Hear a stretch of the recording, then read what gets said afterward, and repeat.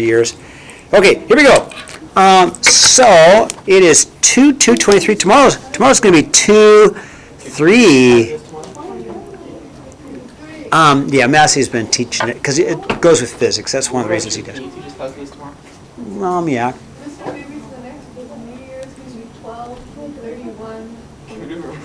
Wow. That's, what do they call that? A palindrome. What do they call it, palindrome? Okay, so today we're going to talk basically about linear functions. Okay, linear functions. So for us, we're going to define a linear function. So a linear function is a straight line that passes the function test. Okay, now there's only one straight line that doesn't. Hopefully you guys can think about it. What's the only one that doesn't? Yep, it's the vertical. Everybody agree with that? Yeah, that's the only one. All the rest of the linears are they're always going to be functions. They are. Now, so we use f of x. We use f of x instead of y. And you guys have probably seen that darn f of x time and time and time again, okay? Here's why. Here's why we use f of x. Is this line a function? Yeah. So call it a function. It's the function with respect to x. We could say y equals 2/3 x minus 12. Sure, that works. That's fine. Except for if it's a function, let's call it a function. Make sense? If it's a function, f of x means it is a function. Okay. So if I find f of 3, we're really going to plug 3 in. So we take 3, and f of 3, we're going to plug the 3 right in for the x value. Okay. So we're going to rewrite this as f of 3 equals 2/3 times 3 minus 12. Okay. So all you do is just plug the 3 in for the x. Okay, that's all you do. And then, of course, if we simplify this, 6 over 3 is 2. 2 minus 12 is a negative 10. So we would say that f of 3 is equal to negative 10. That's also technically a point. That's also a point because you have an x value of 3 and a corresponding y value of negative 10. Okay, it's also a point. If you plug in 3, you get 10. It's a point. 3, negative 10. Okay, and then of course we want f of 0. Well, that's pretty easy. F of 0 is simply going to be the same thing. We get 2/3 times 0 minus 12. F of 0 is equal to negative 12. So f of 0 is also the y-intercept. So f of 0 is also the y-intercept. That kind of makes sense to me. I'll write that down. That is a y-intercept. I mean, if the x value is 0, right? If the x value is 0, it's got to be on the y-axis. Capiche? If the x value is 0, it's got to be lying on the y-intercept, okay? Now, this is asking a different question. I am not going to plug 0 in. This is a different question. I am not going to plug 0 in. In fact, I'm going to set it equal to 0. I'm finding the 0. So what I'm going to do is I want to find this. I'm going to find the 0.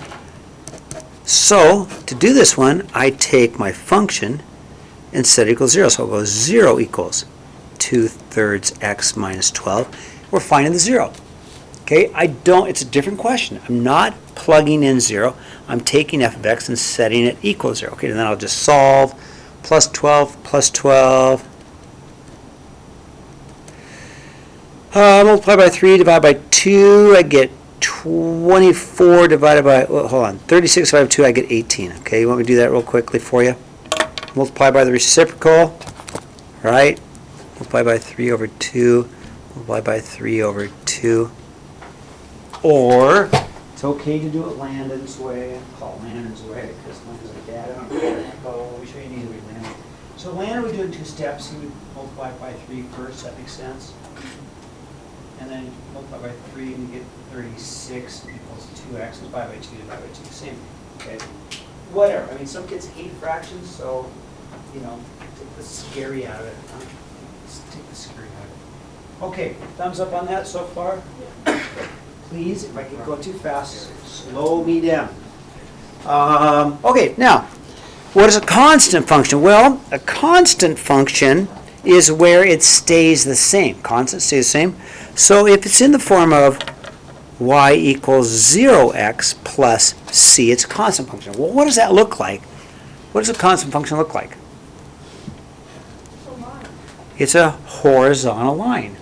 So if you were to be on the highway and use cruise control, anybody use cruise control when they drive? Okay. You know you're going down the highway, and in Wenatchee they have a lot of police, right? We know that. Yeah. And did you know that down in Wenatchee they have a school for state patrolmen to learn how to be state patrolmen? And that's why we have so many, right? Anyway, put your cruise control on 60, so it's constant. Your speed never changes. That's why it's called a constant, and it is a horizontal, okay? Domain, we know what domain is. Domain is all possible, and we'll just say x values for now. X values. It's easier for you to just say x values, okay? And the range is all possible y values, okay, right? Reach for your range and don't mess with my domain. You've heard me say that before, right? Okay, you've heard me say reach for your range, don't mess with the domain. Okay, here's an example, and that is a 1. I forgot to type the 1 in, so that is a 1. Here's an example. Metal will either expand or contract when it gets warm or cold, correct? And so if you got a long string of railroad track, it might make a difference if it's super cold or super hot, right? So we've got a function. We have the length with respect to temperature, okay? The length with respect to temperature is 0.001 T for temperature plus 10, models this, okay? So complete the chart. Well, I'm just going to use a calculator. So if my temperature is 0 degrees Celsius, right? Plug in 0, it's just going to be 10 meters, I assume, right? If I go 0.001 times 10 plus 10, I get an answer of 10.01. If I plug in my 20.001 times 20 plus 10, right? I'm just plugging it in, that's all. Just use my calculator to show that. I get 0.002, 10.002. Probably this one's going to be 10.03, right? And probably 10.04, probably, right? Now, if I have to graph this, we may have to do some adjustment on my scales, right? I know for sure that my horizontal scale is going to be temperature. I know that, right? That's going to be my temperature in Celsius, right?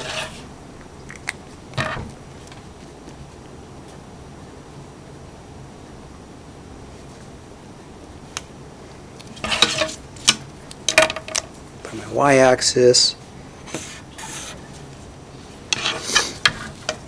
And this one's going to be length in meters, right?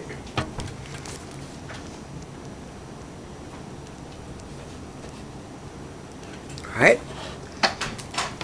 So, could be, I'll go 10, 20, 30, 40, 50, maybe 60, but I'm going to stop at 60 because do you have any idea how warm is 60 degrees Celsius? Ask Siri. A little under boiling. Yeah, well, 100 would be. 40 degrees. Yeah, ask Siri. Anybody have Siri? Ask Siri, or just check it out. See, how warm is 60 degrees Celsius in Fahrenheit? 140. 140 degrees, okay, so 50 degrees C is about 140 degrees Fahrenheit, okay, right? We need to know this because we're talking about reasonable domain range, okay? So, is it going to get up to 140 degrees? Probably not. What about 40? Julian, what's 40 degrees? I'd put 60 degrees for 140. Oh, that was 60, okay. 40 degrees Celsius in Fahrenheit. You just stated 56. What'd you get? Siri's not working. Oh, man, we could do the formula, but I'm just too lazy. Oh, wait, is that what you just? What is the formula? Let's look at 50 it. degrees Celsius. It's like 5/9 C minus 32, I think. Do it. What'd you get? 50 degrees Celsius is 122 degrees Fahrenheit. Okay, so give me 40. Give me 40 degrees. 104? Yeah, it's 104. 104. So would it be reasonable for us to stop at 40 degrees? You guys okay with that? Because I said reasonable range and domain, okay? So at 40 degrees, I think we're going to be just about as hot as it's going to get, okay? I understand sometimes it can get a little warmer than that, but let's just stop at 40, okay? So now I'm going to go to 40 and probably not even do 50 and 60 because that doesn't seem reasonable. Now length, we're going to do this. Watch this. That's like an accordion. We're going to squish everything down, and we're going to start at a length of 10 meters, right? And this is going to be 0.01, 0.02, 0.03, 0.04, okay, 0.05. So this is a 10. Okay, I'm getting sloppy, but I'm going to try not to be too sloppy, okay? So if I'm going to graph these numbers, and see them, first of all, I got to squish it down to 10, so I go by hundreds. So this is all from 0 to 10 is accordion, and then I can go by hundreds. So I go 10.01, 10.02, 10.03, 10.04, 10.05. Does that make sense? It's a really nice little thing. That way you can see your points, right? So I accordion, I squish it down to 10 because my first element in my range is 10, then 10.01, 10.02. Okay, so I squish it down. And I can do a graph, right? I'll do a dot to dot. And I can then go and put, do I have the decimal in the wrong place? Isn't it 10.001? Wow, Julian, let me double check. 0.001 times, we'll go 20 plus 10. No, it's okay though, but thanks for asking. Okay, so I'm going to put a point here, a point here, point there, point there, point there, and point there, right? And I'm going to connect the dots, right?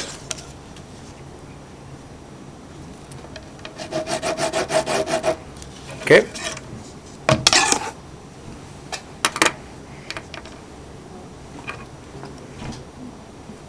Okay, reasonable domain. Domain. Let's talk about domain.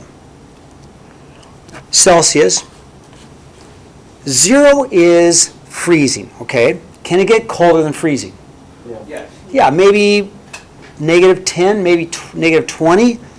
How about we go -20? So the domain, I'm going to go from -22, and we said 40, right? This is interval notation. You're going to like interval notation. This is the way we do interval notation. Okay?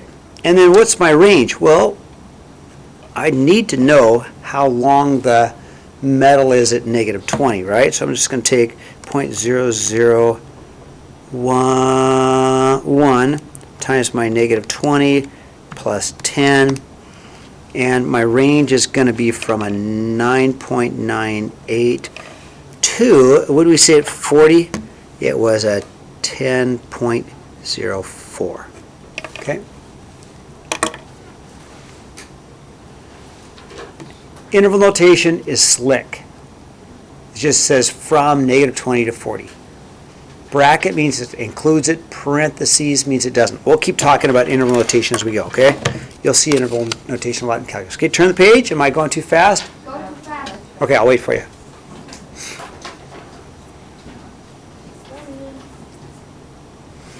And on my graph, I might even modify, sorry, Lexius, I was going to modify my graph. On my graph, I might even modify my graph and only have my graph go, say, from here to there, right? Because these are my extremes. It's not going to happen, right? Okay, so I might modify my graph. Okay, ready to turn the page? I can't, yeah, but did you write 10 or 104? 10.04. No. Oh, Oh, 104 degrees. I'm just saying, what is 40 degrees? A-Rod told me it's about 140 degrees, okay? 40 degrees Celsius. Okay, Reese? Yeah, good. Okay, so on the back, here we go. Another real life kind of example. Senior Class has rented an ice rink to raise money. They will charge $5 admission, but the rink will cost $200, okay? Write a linear equation for this. So let's just start with y equals 5x minus 200, okay? Why is it minus 200? It's the cost, right? So I'm really kind of doing an income equation here. So maybe I'll rewrite it as I equals 5 T for ticket or N for person. How about N for number of person? I like this better. And I might even want to even do this. I have N. I like that even better. Income with respect to the number of tickets I sell, right? I of N, income with respect to the number of tickets I sell is equal to 5N minus 200. Okay, so let's graph this. Oh, what's a reasonable domain? Okay, reasonable domain. Okay, so we know for sure that the domain is the number of tickets I sell. Well, we know 0 for sure, right? Impossible to sell negative tickets. Well, I don't know. Refund.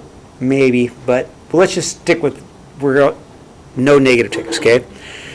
And then how many people can get in there? So the rink can only hold 240 people. I read further down. So my domain is 0 to 240, right? The range, well, let's see. The range is going to be, if I sell no tickets, what's my problem? How much money do I have? Right? If I sell no tickets, and then if I sell 240, I can do that real quickly. What's the 240?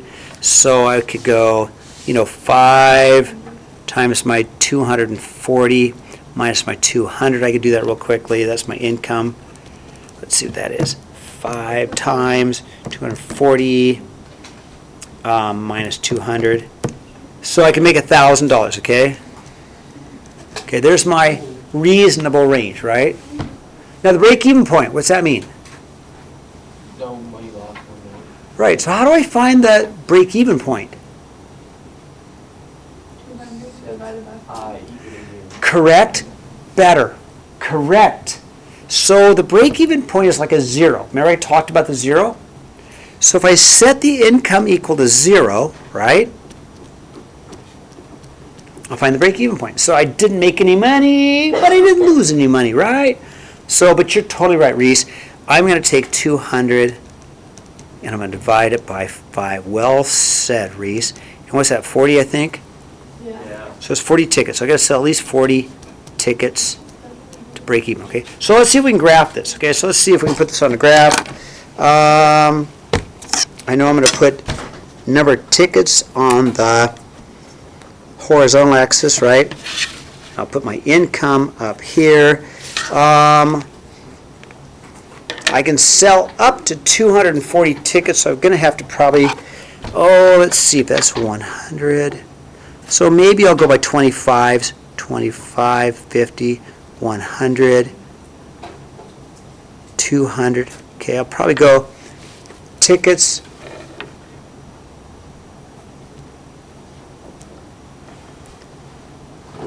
And I'll probably do my income in dollars. In dollars. I can make, so I'm going to have to make my graph go down a little bit further, aren't I? Because I can make negative money, I really can. So maybe I'll go by 50s. I will go 50s. 50, there's 100. No, I think I'm going to go by hundreds. I'm changing my mind. I'm going to go by hundreds because I need to go all the way up to 2,000, don't I? Or 1,000. So if I go 100, 2, 3, 4, 500, 6, 7, 8, 9, 10, there's 1,000. Okay, so I think everything's going to fit on my graph. And so the negative 100 is here, and negative 200 is there. Okay, all right. So I'm going to have here.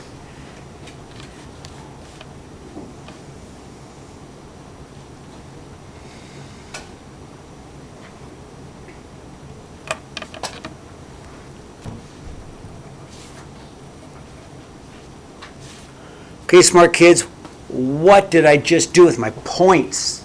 Come on, smart kids. Come on. You set the maximum value. I knew this was 1,000, right? And I knew this was negative 200. Just connect dots. Right? Isn't that an easy way to graph? Just 2 points. So I found the 0, and I found the 240. And I'm just going to connect the dots. Just connect the dots. And we are not going to draw the line any longer than that. Because we're not going to sell negative tickets, and we're not going to sell more than 240. So we just make a line segment. Done, right? How am I doing, okay? Okay, so now, how many tickets must they sell to make 400? Well, that's an income, correct? So I'll take my 400 and set it equal to my income equation. I'll solve, correct? Plus 200, plus 200. Divide by 5, was that 120? I think so. I could use a calculator. 600 divided by 5, I bet it's 120. Why am I using a calculator? Because I hate to look dumb. Yeah, 120. It is 120. So it's 120 tickets, right? And then finally, what if the ring can only holds 240 people? We've already done that one. We've already done I of 240, and we've come with 5 times 240 minus 200. We got $1,000, right? Yeah. Okay, that's it. What do you think? Not too bad? It could be worse. Okay, what could be worse? We have time to work on that homework. We really do. It's down here. Take a look at it while I'm here, because there's a few that are a little tricky. And while I'm here, now is the time to ask me how to do it, right? Come on, stop. Stop recording.